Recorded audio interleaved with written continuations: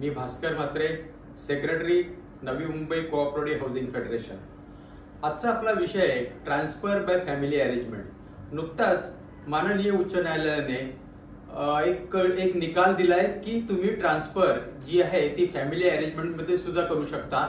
Section 154B ते 13 उल्लेख केलेला आहे आणि त्याचबद्दल आज आपण माहिती घेण्यासाठी ॲडव्होकेट श्रीप्रसाद परब सरांना इथे आमंत्रित केलेलं आहे। तरी मी ॲडव्होकेट श्रीप्रसाद परब सरांना विनंती करतो की त्यांनी आमच्या श्रोत्यांना त्याबद्दल मार्गदर्शन करावे।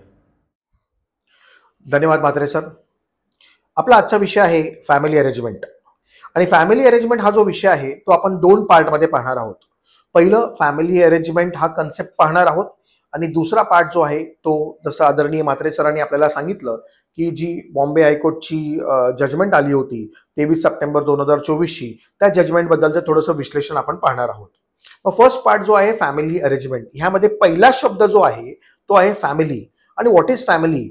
मग फॅमिलीचं जर आपण लीगल डेफिनेशन बघितलं तर फॅमिलीच्या लीगल डेफिनेशन मध्ये असं सांगितलेलं आहे की it is family means a group of members connected through blood, law, affinity, असं लीगल डेफिनेशन आपल्याला फॅमिलीचं पाहायला मिळतं। आणि मग व्हॉट इज फॅमिली अरेंजमेंट? तर फॅमिली अरेंजमेंटचं लीगल डेफिनेशन जर आपण पाहिलं तर family arrangement means a informal agreement. Family arrangement is an informal agreement which is being made by the family members for distribution of the property other than the procedure provided in the law.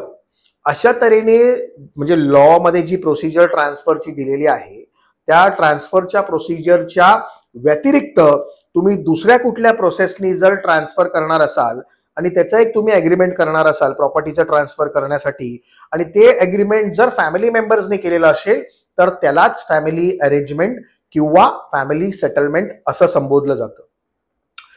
Family अरेंजमेंटचं अजून interpretation आपल्याला जर पाहायचं असेल तर honourable supreme court आणि honourable Bombay हायकोर्टचे आपल्याला काही judgements पाहावे लागतील।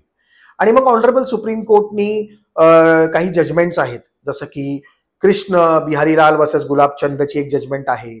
मग त्यानंतर षणमुगम पिल्लेची एक केस आहे। त्यानंतर Kale and others versus district deputy director of consolidation ती एक जजमेंट आहे। मग अशा जजमेंट्समध्ये ऑनरेबल सुप्रीम कोर्टनी फॅमिली अरेंजमेंटला अपील करताना फॅमिली अरेंजमेंटच्या प्रोसेसला सांगितलेलं आहे की व्हॉट इज फॅमिली अरेंजमेंट?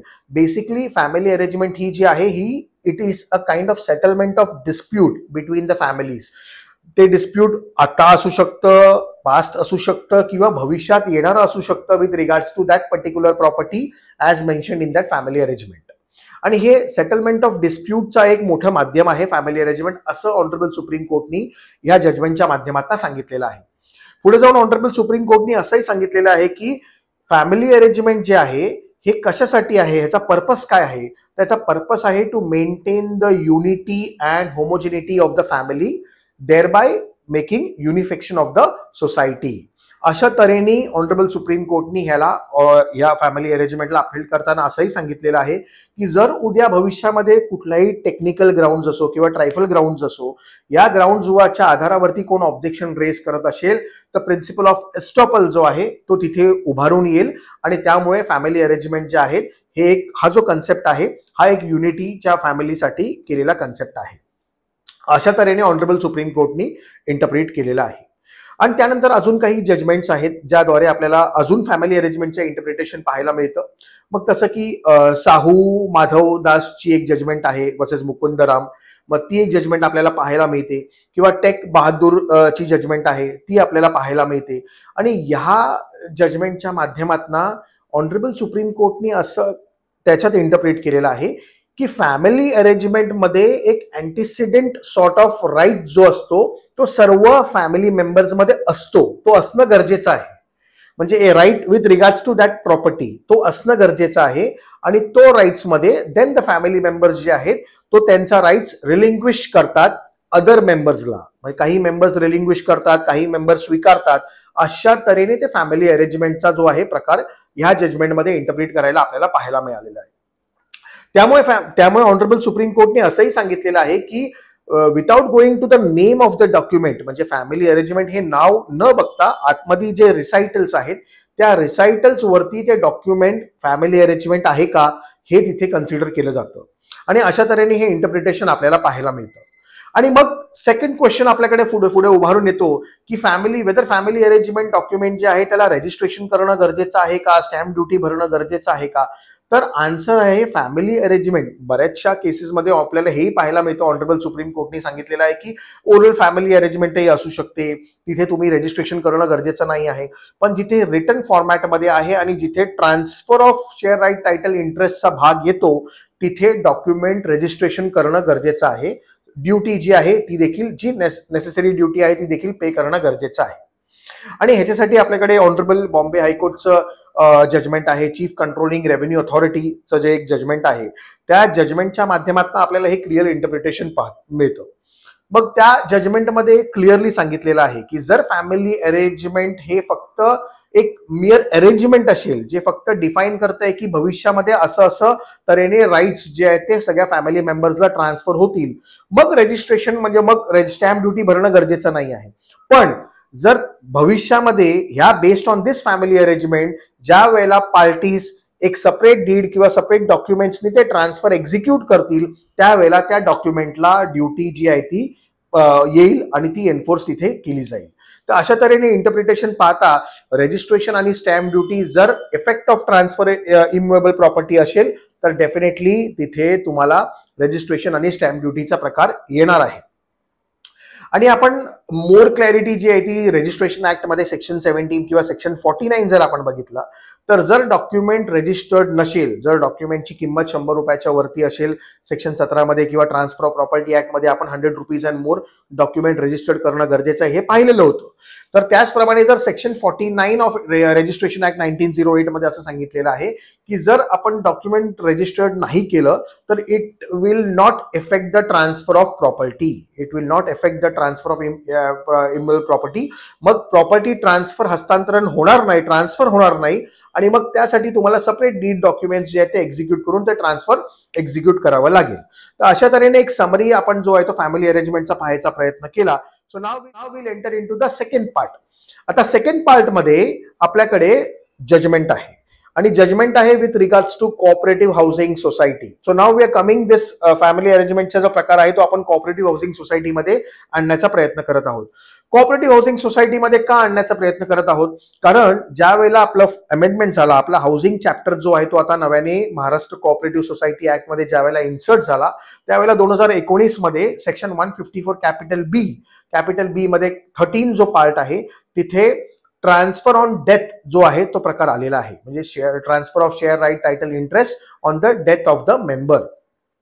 मग जर मेंबरची डेथ झालेली असेल आणि त्यांचं राईट्स, त्यांचं शेअर राईट टायटल इंटरेस्ट आपल्याला जर ट्रान्सफर करायचे असतील तर ते ट्रान्सफर करण्यासाठी 4 ऑप्शन जे आहेत ते सेक्शन 154B13 नी दिलेले आहेत.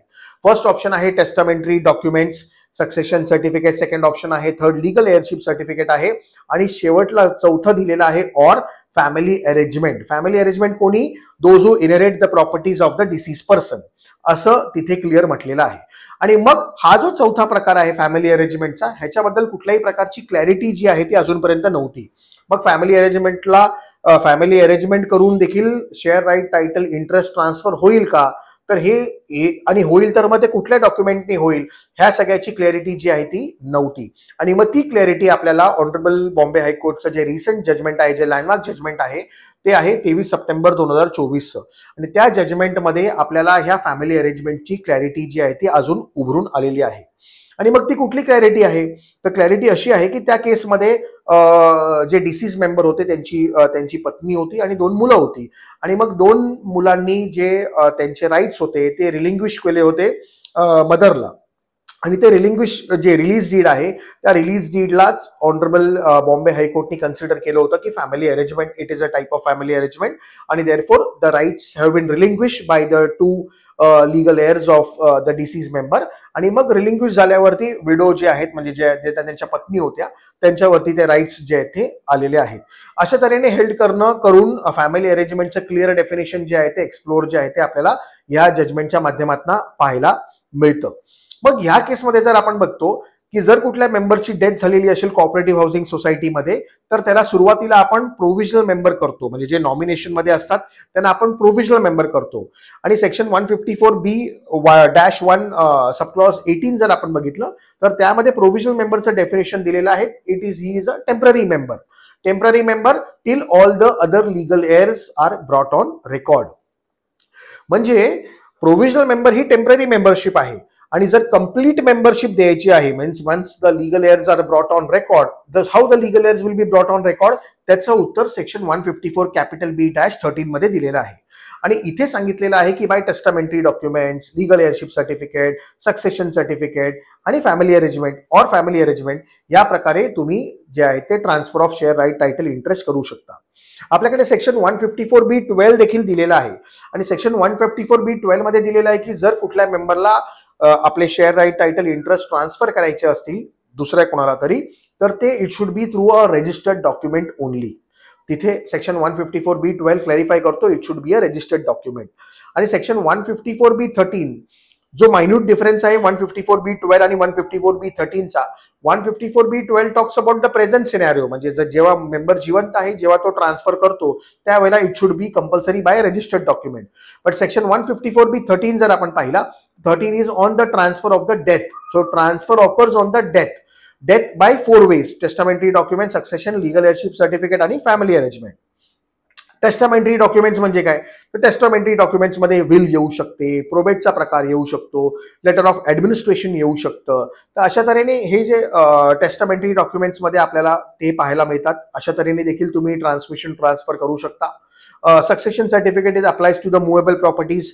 आपल्याकडे कोऑपरेटिव्ह हाऊसिंग सोसायटीमध्ये शेअर्स पण कन्सिडर करतो म्हणून सक्सेशन सर्टिफिकेट देखील त्याच्यामध्ये आपण इनकॉर्पोरेट केलेलं आहे. Succession certificate again goes to Indian succession act. Legal heirship certificate जे आहे ते बॉम्बे रेग्युलेशन ऍक्ट प्रमाणे जातं 1827च्या.